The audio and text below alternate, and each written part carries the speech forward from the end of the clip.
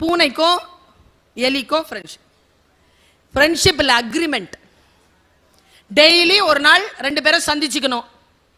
நல்லபடியாக உட்காந்து time spend பண்ணலாம். ஒருத்தர் இன்னொருத்தர் மேலே எந்த தாக்குதலும் இல்லை.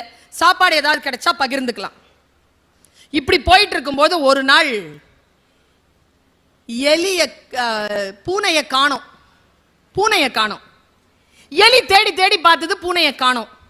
காலையிலேருந்து மத்தியானம் வரைக்கும் தேடிச்சு, காணோம். மத்தியானத்துக்கு வீட்டுக்கு சாப்பிட வந்துச்சு. அப்போ ஒரு குட்டி எலி இருந்தது. குட்டி எலி கேட்டுச்சு, எங்கம்மா மாமாவை காணோம்? தெரிலடா, எங்கே போச்சுன்னு தெரில, வா போய் தேடலாம். 2 பேரும் போகிறாங்க. பஞ்சதந்திர கதை. இல்லை நீங்கள் என்ன கற்றுக்கிறீங்கன்னு எனக்கு தெரில. நான் பல விஷயங்களை கற்றுக்கிட்டேன். அது படித்ததுக்கு முன்னால் நான் வேற, அது படித்ததுக்கு அப்புறமா நான் வேற.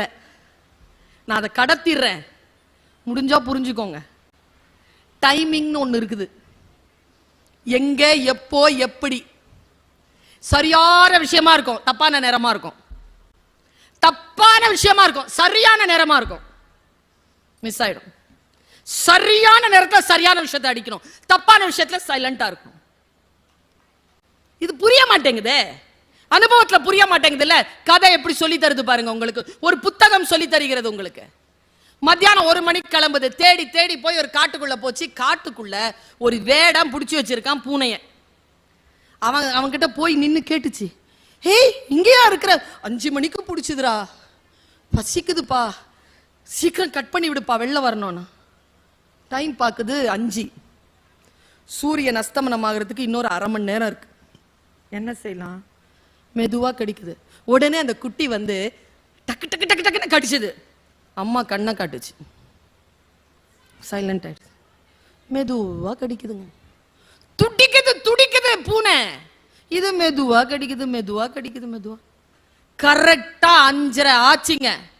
தூரத்துல இருந்து சத்தம். வேடம் வந்துட்டான். டக் டக் டக் டக்னு. அவன் வர்றதுக்கும் சரேல் இது கிழிக்கிறதுக்கும் உள்ள இந்த பூனை ஓடுறதுக்கும் இது எலி குட்டியை பிடிச்சிட்டு போய் பொந்துல அடையிறதுக்கு சரியா இருந்தது டைமிங். உள்ள இருந்து எலி குட்டி அம்மாட்ட கேக்குது, இவ்வளோ பசியோட இருந்த மாமாவை ஏன் இவ்வளோ நேரம் தவிக்க விட்ட? அம்மா சொன்ன பதில் தான் இன்னைக்கு நமக்கு பாடம். இங்க பாரு, அது பூனை, அதுக்கு சாப்பாடே நாம தான். சரியா? அப்போ எலி குட்டி கேட்டுச்சு, அதுதான் உன்னோட அக்ரிமெண்ட் போட்டிருக்குது, உன்னை சாப்பிட மாட்டேன்னு. அக்ரிமெண்ட் எனக்கு தான். அது காலையிலேருந்து பசியா இருக்குது.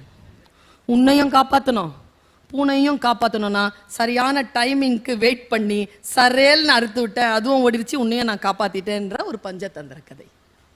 சிறிய கதை தான்.